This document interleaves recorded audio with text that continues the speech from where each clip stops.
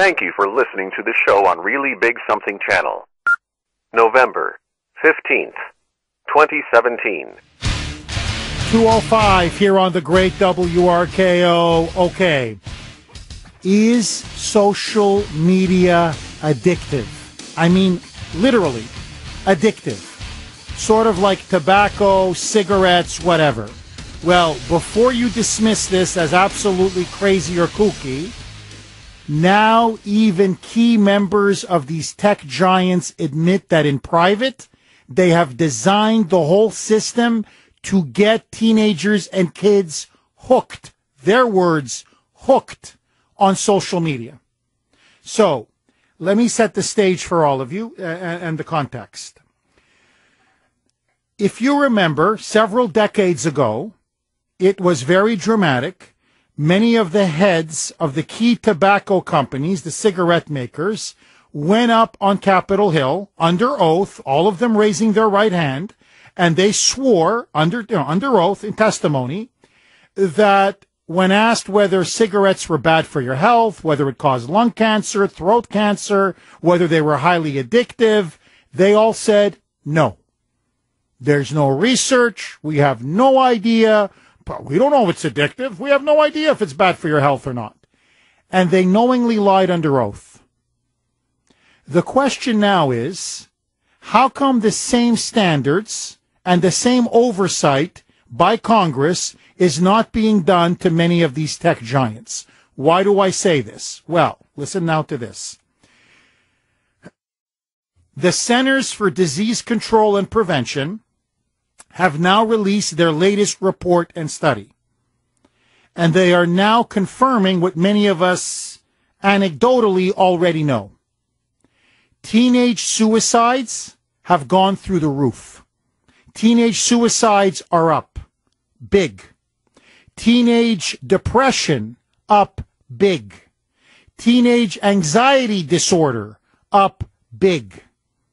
And one of the main culprits, they say, for this dramatic, startling rise and increase in suicide, in teen suicides, in teen depression, in teen anxiety, especially anxiety disorder, is the prevalence, almost the dominance in their lives of social media.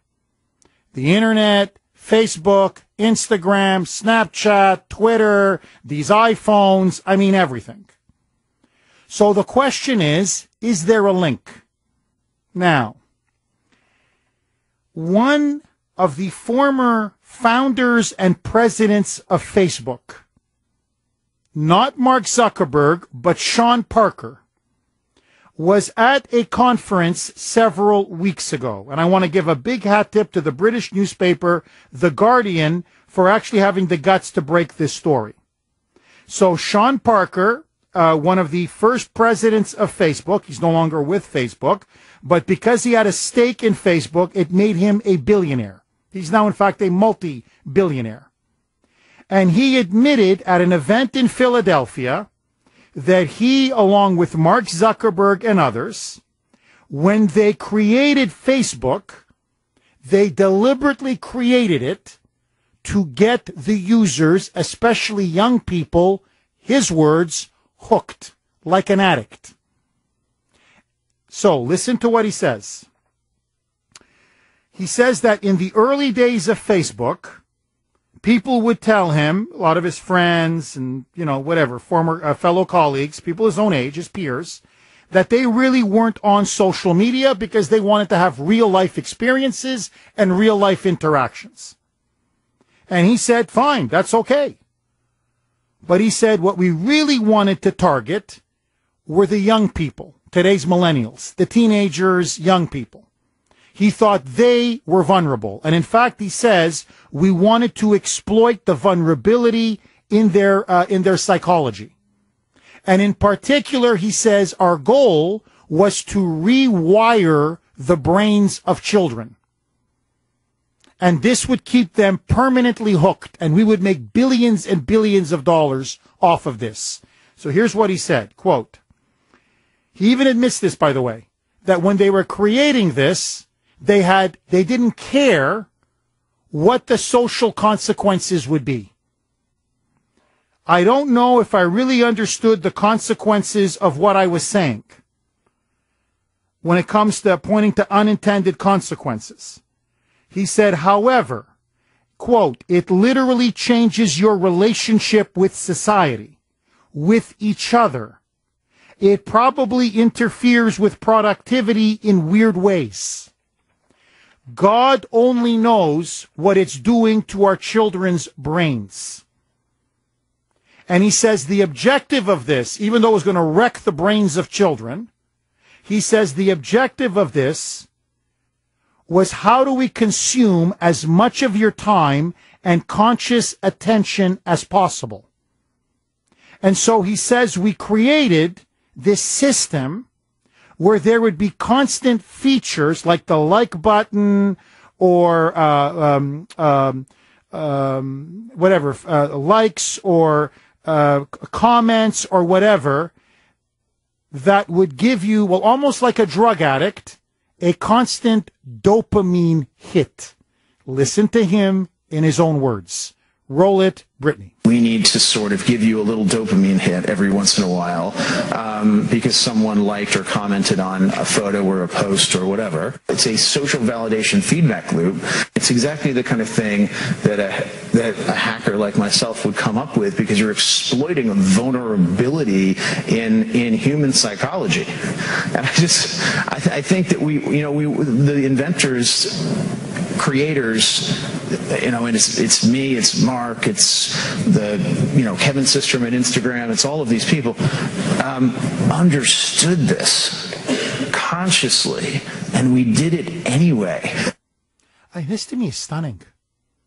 This to me is genuinely stunning. Now, maybe I'm just, naive, maybe it's me, maybe it's my upbringing. So I want you to think about this, okay? You have people now who are multi-gazillionaires. Now admit that we created Facebook, Instagram, whatever, Twitter, whatever it is, okay, all these social media sites, because we knew that it would cause tremendous damage to the brains of children and young people. That, in fact, we deliberately set it up so you would get this constant dopamine flow in your head, like an addiction, like cigarettes. And you would crave it more and more and more. So you would be spending more and more time on social media. And over time, you'd be spending so much time on social media, hours and hours a day, that you basically become an addict. And so there you are interacting with the screen all day, all night, nonstop, to the point that it leads to depression, it leads to anxiety disorder, it leads now to teen suicides. It leads to an inability to interact with much of the world. In other words, we're going to rewire the brains of our kids. And even though it may do incredible psychological, emotional, and mental damage, we don't care. Why? Because we made money. It was all about money. In fact, he goes on, listen to this, he openly goes on to brag, saying, well, do you think I have any guilt about it? I have no guilt. Quote, I'm a billionaire, and because I'm a billionaire, I'm going to have access to better health care. So I'm going to be like 160 years old, and I'm going to be part of this, like a class of immortal overlords. Because the Warren Buffett expression about compound interest. As billionaires, an extra 100 years, and you'll know what wealth disparity really looks like. So he's basically saying, look, we're going to be masters of the universe. We're going to have so much freaking money and so much freaking power and so much freaking dominance over American society and really the world that we're going to be this small cluster of an elite, so rich, so wealthy, so powerful, and the rest of you mere mortals, you're going to be addicted to the gadgets that we created. And as I told Brittany in our pre-show meeting, I said, there's been a lot of novels and a lot of philosophers over the years, last couple hundred years to be specific, who have warned us that technology may eventually overtake us. That although we think we control technology, in the end, technology is going to control us. And not just control us, but almost make us its slave. Rewire us, change us. We think we're changing technology. Technology in many ways now is changing us. Now, I'm not denying a lot of the good. Look, I post my columns on Facebook. I will post comments on Twitter. There is clearly a socially positive aspect to social media. No question about it. But what we're now facing is a social crisis.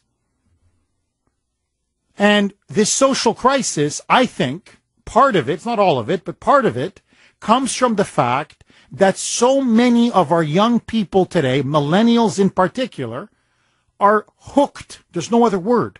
They're hooked on social media. And what's stunning is that this is exactly the intention of those that invented it. That, in fact, that was their goal, to set it up in a way where you get constant self-validation, to exploit people's weaknesses, you get the dopamine hit, you get the chemicals flowing in the brain, and this way, they can't stop, like cigarettes, like heroin, like opiates. They just can't stop. And they know that this was going to lead to tremendous damage, emotional damage, psychological damage, physical damage even. And they didn't even care about the consequences. They just went for the money because the money was so big and so tempting. Now, my question is this, and it's one of the biggest questions of our time. Why is it that politicians, both parties, but especially the liberal left, have really been gunning for the tobacco companies? Don't get me wrong, I don't smoke, I don't recommend that you smoke, it's not healthy for you, and it's addictive. The nicotine is addictive. But how come the heads of these corporations, the heads of these tobacco companies, these tobacco giants, how come they were forced to testify under oath, be shamed under oath, and have some of their practices and shadiness and manipulative behavior exposed to the American public? Yet they won't call up Mark Zuckerberg? They won't call up Sean Parker? They won't call up, I don't know, the heads of Google or Twitter or Instagram or all of these big giant social media sites? How come they won't have them testify under oath? How come they won't be held accountable? How come they won't be exposed for potentially now getting our kids addicted, or millions of them addicted to such a degree that now we have a crisis in teenage suicides, and in teenage depression, and in teenage anxiety disorder? I'll tell you why. Because they line everybody's pocket. Because Elizabeth Warren gets most of her campaign money from the likes of Facebook and Amazon and Google and Instagram. Because the Democratic Party and the Republican Party, the establishments on both of them, are bought lock, stock, and barrel by these tech giants. And so that's why everybody turns a blind eye. Nobody wants to confront them. The fact that they're monopolies, that they should be broken up, frankly, is under antitrust legislation, that they're basically trusts, okay? But more than that, that they have now become in some ways a public health risk, a public health hazard. Nothing. Deafening silence. And I want you to think about it a little bit. When you now understand the way Sean Parker designed Facebook along with Zuckerberg, doesn't it all make sense now when you think about many of your kids? Look, I got to tell you this. My neighbors, my friends tell me this all the time. They use the words hooked or addicted.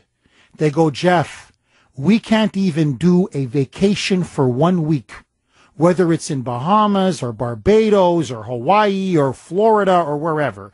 Beautiful sand, beautiful beaches, crystal blue water, sunshine. They have to bring the freaking iPhone wherever they go. They have to do selfies. They have to post pictures. They have to videotape. They have to text. They have to be on Snapchat, Instagram. They can't get their face out of the screen. They go, forget a week vacation. They go, Jeff, we try to spend one day as a family, say, I don't know, a picnic or in the woods or hiking. They have to bring the phone. Wherever they go, that phone and social media must follow them. And they're clicking and texting and looking. They spend 4 to 6 hours a day on this. They don't even look at us when we have dinner. They're just staring at their phones. It is robbing them of their humanity. It is robbing them of their ability to have any kind of real life interaction. To me, it's almost robbing them of their soul. Again, like addicts, like junkies. And it was deliberate. And so my question to you is this. Do you feel that social media has become so powerful it has now become addictive? And if you have children, in other words, are you an addict, you yourself? Or if you have children, teenagers, millennials, are they addicted to their phones, to social media, to Facebook, to whatever it is that they're watching? Has the technology now surpassed us, surpassed humanity? Are we now slaves to the technology that we have created?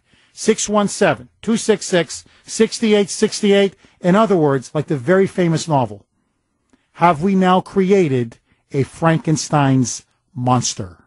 That a hacker like myself would come up with, because you're exploiting a vulnerability in human psychology. One of the creators of Facebook, that was Sean Parker, he's now a billionaire, admits that they created Facebook and much of social media to deliberately get young people hooked. In fact, to rewire their brains. And what the social consequences are, they don't care, as long as they took the money and were laughing all the way to the bank. 617-266-6868. You can text us at 680-680. This is from 617. By the way, some incredible texts. Jeff, but I thought Mark Zuckerberg was a good, kind liberal who cared about the children. 617. Jeff, social media has also played a big part in the bullying that goes on today. Bingo. 857. Jeff, social media is the new cigarette smoking. Zuckerberg and Parker destroyed a generation, and they are laughing all the way to the bank. Bingo. 617. Jeff, my girlfriend's 22-year-old daughter takes hundreds of selfies a day. I think that's the point. That's how they try to hardwire these things, so that would hardwire the brains of young kids. They just can't stop. Get them hooked. 781. Jeff, you have to be a parent and watch your kids, what they're doing on social media, and limit them to these blocks on the phone you can use. I'm with you. I am very vigilant with Ashton and Ava. They're only allowed to watch 20 minutes of videos or anything on the iPhone a day. That's it. They start complaining after 20 minutes. Too bad. Too bad. Tough luck. Go outside and play. 20 minutes, that's my cutoff. Aaron in New Hampshire. Go ahead, Aaron. Good afternoon, Jeff. Thanks for taking my call, brother. My pleasure, Aaron. You asked a question just recently, why are politicians harder on big tobacco than they are Facebook? And I'm trying to answer that simply for you. With big tobacco, politicians can still make their money, they can still line their pockets, but they can't control people with tobacco. With Facebook, they can use Facebook and social media to control the masses and spread their agenda. So it's going to be more acceptable to them. If you notice what Sean Parker said, he said, pretty much what he said is we knew we were going to find a way to control people. We knew we were going to find a way to brainwash their minds. That's pretty much the same mindset of a liberal politician or an establishment type. There really is no difference. Aaron, that is absolutely brilliant. I mean, really, you hit the nail on the head. Aaron, I couldn't have said it better myself. In fact, As one of the texters put it, just to put an exclamation point on what you just said, Aaron, cigarettes don't spy on you. For all of their flaws, they can't spy on you. Social media, they can. And so let me ask you this. Should big technology, big tech, should it be regulated the way we regulate big tobacco? And should the leaders or the heads of big technology, big tech, have to be compelled to go up to Congress under oversight, testify under oath about their practices, their intentions, and the consequences of social media, especially when it comes to the development of children and young people? 617-266-6868.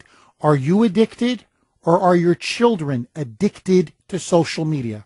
I want to hear from you. But first, Evan Heidenrich has the latest.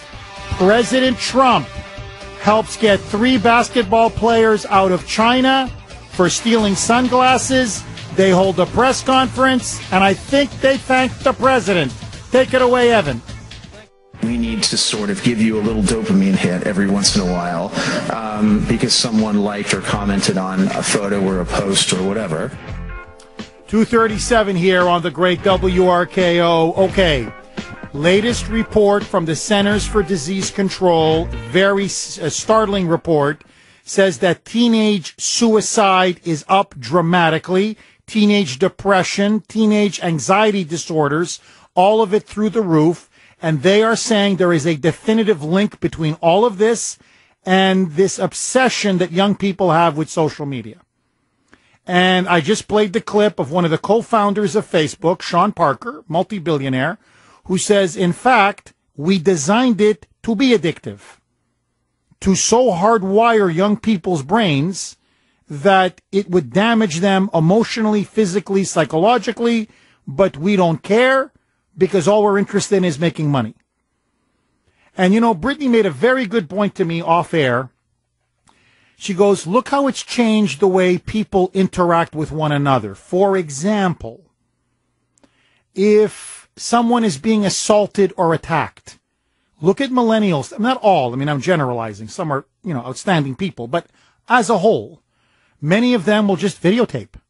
I mean, someone's getting like their brains bashed in and they're not doing anything. They're not calling 911 or trying to get an ambulance or trying to, you know, stop the attack or intervene. Everybody just right away goes to the phones and starts taping.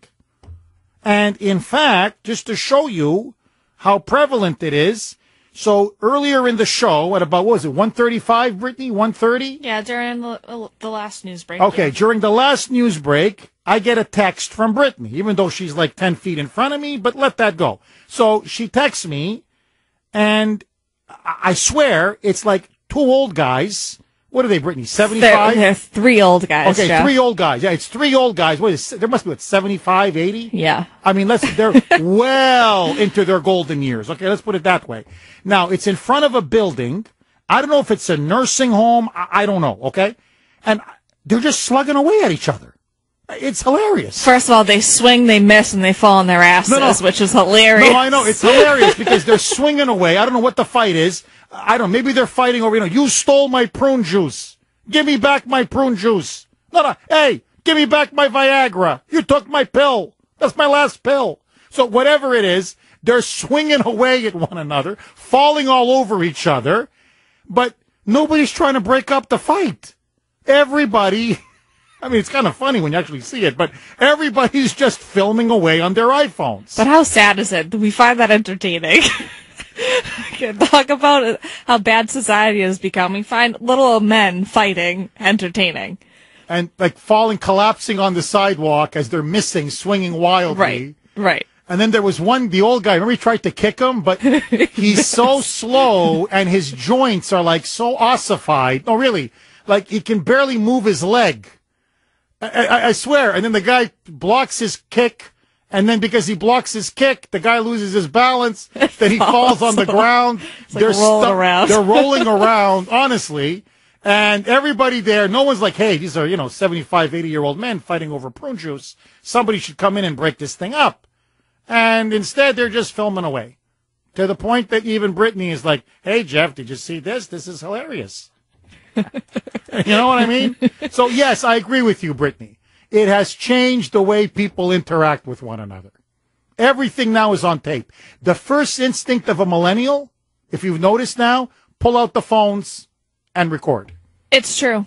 I see it all the time. And, you know, just being on social media myself, you know, it's just, we glamorize and glorify people acting like jerks and, you know, not being classy or anything like that. How many times have you seen on social media these guys at football games, they're drunk out of their minds and they're body slamming each other through tables?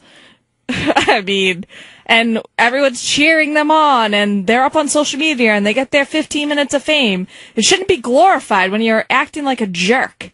I'm sorry, but it shouldn't be. So, I don't know. I don't think that we should be posting, you know, videos of that, and because that's the thing, we've let people get away with this for so long, and people have made money off of it. So, you know, it just continues. So now everybody wants to, well, oh, I gotta get this. This is hilarious. Oh my God, I'm gonna be famous. Oh, they're gonna put my video up online. Oh my God.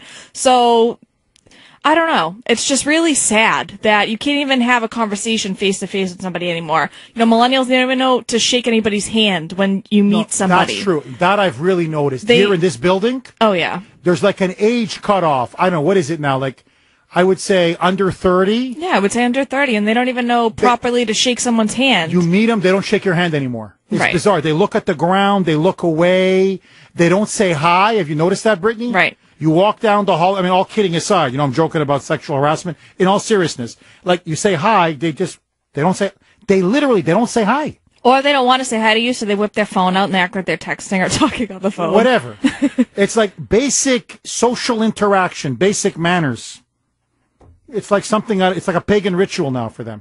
It really has changed society. It's rewired people's brains. What Sean Parker said, what they wanted to accomplish at Facebook, they did it. I don't think it's for the good, but they did it. Skippy and Southie, go ahead, Skip. Yeah, Jeff, you mentioned that about the millennials that are taking pictures of old timers fighting. They didn't think for once that these old guys could fall, hit their head, break their head, you know, they're frail or whatever, and that could bring on their death a lot sooner than it should. Because, you know, like the millennials, you might talk about the people in World War II, they were known as the greatest generation. The millennials are the worst. They care about nobody but themselves. And you know where that comes from? Their mummies and daddies, who are enablers. And that's who Zuckerberg got hooked first, was the parents. Then the kids said, "Ooh, what's that?" And they watch mommy and daddy constantly scrolling. They got their first little thing to play with to put on cartoons. Then they got them the next thing. They got their kids addicted because they know how to deal with them. And so that's what it is. They'll Jones. If their thing goes down, or they can't get it to be charged up, they'll go on their minds. They could never last if there was like no electricity from them. They'd all be jumping off the Tobin Bridge. Skippy, you nailed it. You nailed it. And look, I'm going to discuss this more fully tomorrow, okay? But there is a big scandal now at Penn State University over the hazing death of a young college student. They fed this guy, one of these fraternities, and he was a pledge. They fed this poor kid to get into this stupid fraternity 18 drinks. They plied him with 18 drinks in just over an hour. And then, of course, the poor kid falls down the stairs, smashed his head, and he died. Now, I'm going to get into hazing and all of that tomorrow. But what's happening now on college campuses with the insane binge drinking, the insane hazing that's taking place, the sheer disregard for human life, I'm telling you, a lot of it is social media. It is. Because they're in a bubble. They live in virtual reality. They think that actions have no consequences. It's like the video game generation. This is not really a human being you're sticking 18 drinks into. It's, I don't know, a social media creation. It's a guy on Snapchat. Virtual reality. It's virtual reality. That's what it is. And the kid may fall down, smash his head, just throw him out on the sidewalk, let him puke, and if he chokes on his own vomit, who cares? And nobody, this is what I find incredible. This is a social revolution. It's a cultural social revolution. We won't even look into it. because they have become so big and so strong and so powerful, and they've bought up all the politicians and much of the media. Everybody just turns a blind eye. Jim, you're up next. Go ahead, Jim. Hi, Jeff. How are you? Good. How are you, Jim? Hey, Jeff, I'll tell you, I'm just a tired old man. I mean, for crying out loud, I'm 63 years old now, and I spent my life working. And I'm telling you, and I've seen a lot, you know, and yeah, like you're saying though, the social media stuff, all this computer generated nonsense, it's absolutely destructive. It's destroyed society. I mean, kids today, I mean, I see it out in the work fields. You know, I'm also in the trade, and I deal with HVAC and everything else. These kids cannot even read a tape measure, okay? They can't even do simple addition, subtraction, basic math skills. They have none, okay? You look at a cash register at McDonald's, they have pictures of food on the button. No, you're right. No, You Jim, know? that is a brilliant point. You're because I know because you know the Bambinos, they got to go to McDonald's once a week. Talk about being addicted. My kids, if I don't get them a Happy Meal on Saturday, Jim, I have a rebellion. So Yeah, you're well, right. I take them to. It goes beyond that, though. It's really, you know, work ethics now are right out the window. You can't get a good man under 50. Jim, thank you for that call. No, really, you nailed it. Look, I go to McDonald's, and you're right. They have to have like you want a Big Mac meal, whatever. Number one, they have to have like the Big Mac sign. Like, I'm not kidding. Like it's almost like everything has to be done for them because you can just tell that it's a social media generation. It's all push button. So, God, you remember the old days? Okay, Big Mac, that's $3, whatever, $3.29. You want a French fry with that? Okay, that's $1.50. Okay, a large Coke with that? Okay, that's $1.99. Total $6.72, sir. You know, now I've been to McDonald's. God is my witness, where the bill is like $18.02, and I give the kid $20.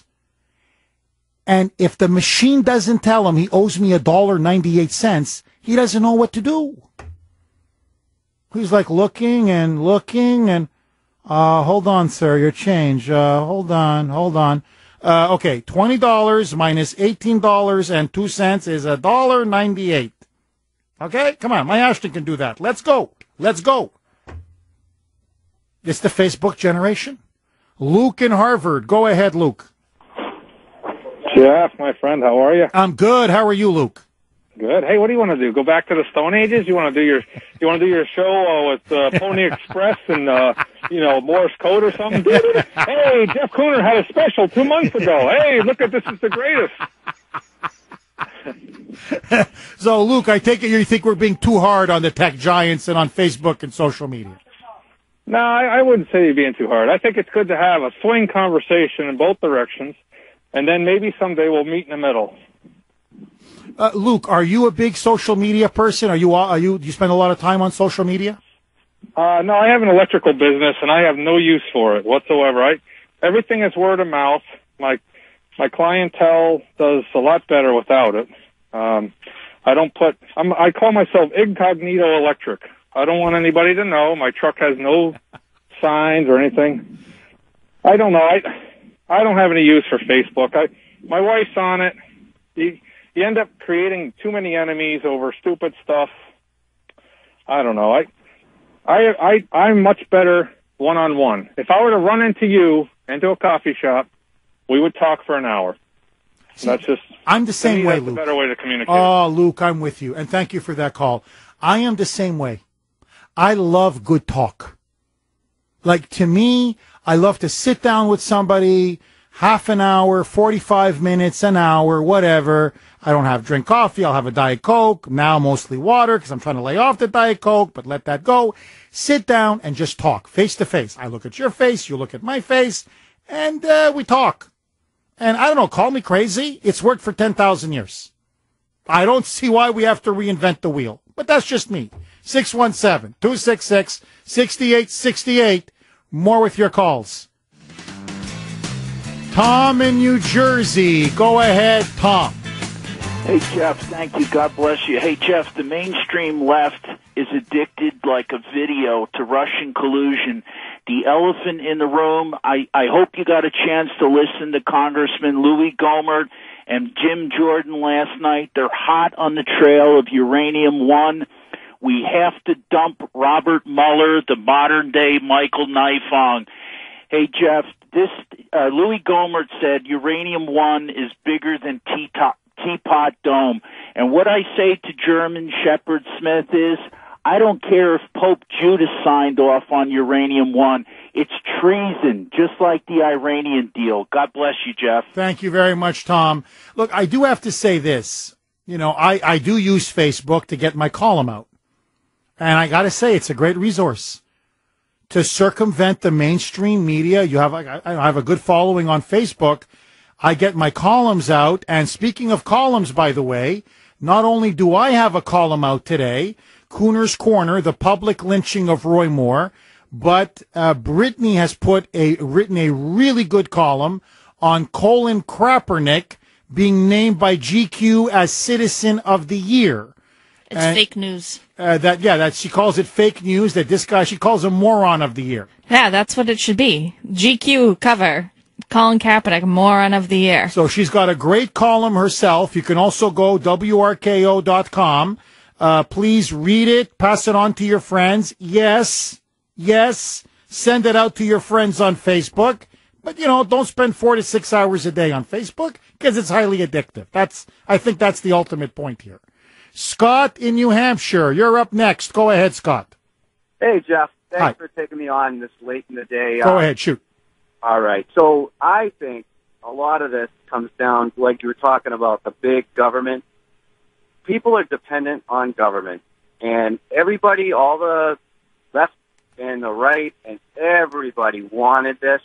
This all started, I noticed in education, Jeff, when they took cursive writing out of schools, and expression, people are confused. These kids now, suicides are up, transgender, they don't know what gender to be. They, be a girl or a boy. It's confusion. We should look at other countries, what they're doing in their country. Suicides are up in Japan. It's the same thing. They educate these kids that it's wrong, and that it's wrong to do what everybody else tells you to do. They want to be like themselves and not produce. I'm telling you, it's going down a slippery slope. When you mix technology and poor education, and you got families working, Jeff, you got young kids. I do too. And we're working parents, and you depend on the school system. Bingo. And I'm telling you, this social media, you're doing a great job. Limit your kids. Maybe educate them better at home. And I can tell everybody that. Amen. Scott, you nailed it. Look, that's the thing. Both parents work today. They're tired. They're exhausted. They just can't monitor and supervise their kids like they used to. But please limit social media for your kids. Believe me, they'll hate you now, but they'll thank you when they're older, when they've grown up. I gotta go. Bye-bye. The voice of Boston is you. 680 WRKO Boston, 93.7 WEEI HD2 Lawrence, Boston. It's 3 o'clock.